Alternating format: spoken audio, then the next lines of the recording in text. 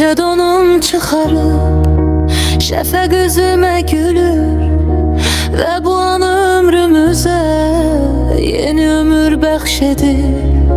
Bilirəm günəş batar, yenə sübhdən doğular. Necə ki bir düşüncə yaranıb yoxa çıxar.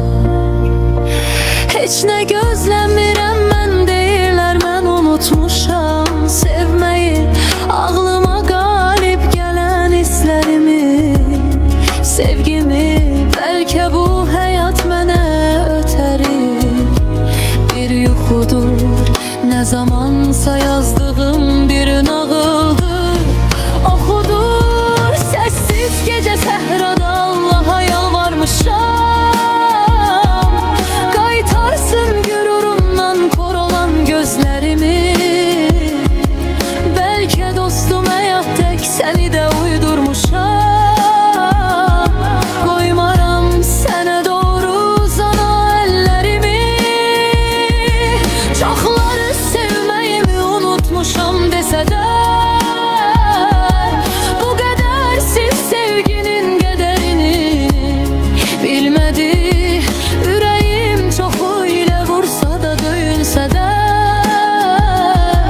kiməsə əsir düşüb, kiməsə əyilmədi.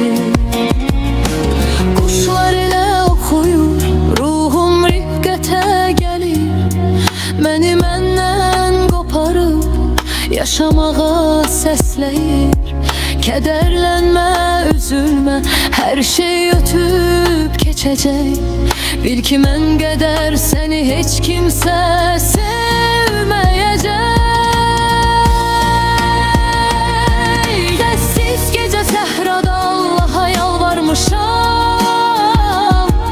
qaytarsın qürurumdan kor olan gözlərimi.